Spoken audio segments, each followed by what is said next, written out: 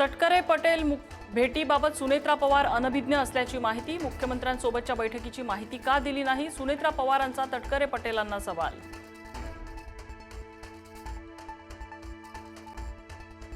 ज्या भेटीची माहिती सुनेत्रा वहिनींना द्यायची असते ती दिली जाते। प्रदेशाध्यक्ष सुनील तटकरेंचं स्पष्टीकरण। मुख्यमंत्र्यांसोबतची प्रत्येक भेट ही राजकीय असते असं नाही, तटकरेंचं विधान।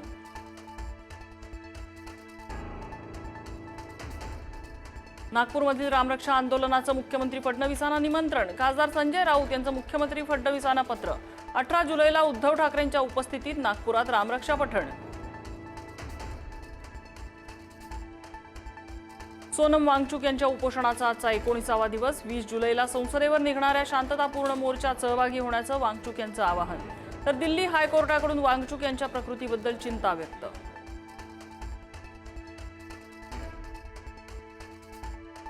सोनम वांगचुक यांच्या आंदोलनाला राज ठाकरेंचा पाठिंबा। पारदर्शक व्यवस्थेसाठी उभ्या केलेल्या आंदोलनाच्या पाठीशी राज ठाकरे यांची पोस्ट। वांगचुक यांच्या उपोषणात पंतप्रधान मोदींनी लक्ष घालावं, राज ठाकरे यांची मागणी।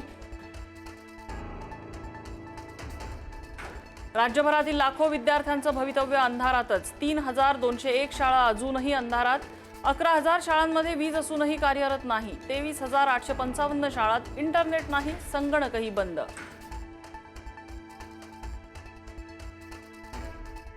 मराठवाड्यात 17,65,000 हेक्टर जमिनीवर दुबार पेरणीचं संकट। पावसानं दडी मारल्यामुळे पाण्याअभावी खरीपाची पिकं धोक्यात। पाण्याअभावी उगवलेली पिकंही धोक्यात।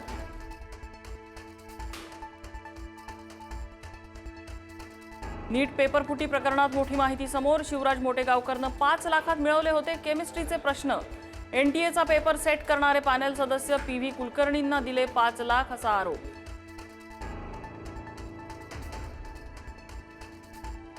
मुंबईच्या जुहू समुद्र किनाऱ्यावर पालिका कर्मचाऱ्यांकडून स्वच्छता। नाले वेळेत साफ न केल्याचा समुद्र किनाऱ्याला बसलेला फटका। किनाऱ्यावरील कचऱ्याच्या ढिगाऱ्यामुळे निळाशार समुद्र काळवंडला।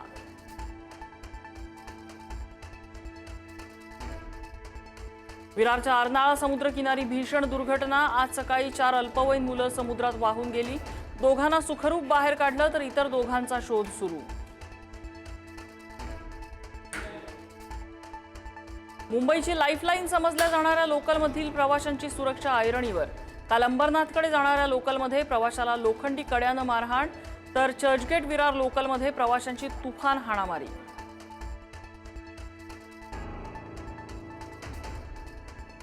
उद्यापासून भारताची पहिली स्वदेशी हायड्रोजन फ्युएल ट्रेन धावणार। पंतप्रधान नरेंद्र मोदींच्या हस्ते ट्रेनचा शुभारंभ। हरियाणातील जिंद सोनीपत मार्गावर 10 डब्यांची हायड्रोजन ट्रेन धावणार।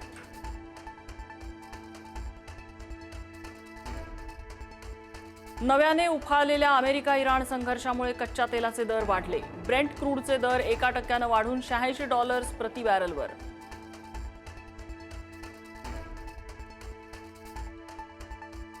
इंग्लंडचा धुव्वा उडवत अर्जेंटिना सलग दुसऱ्यांदा फायनलमध्ये। शेवटच्या 7 मिनिटात फिरला सामना।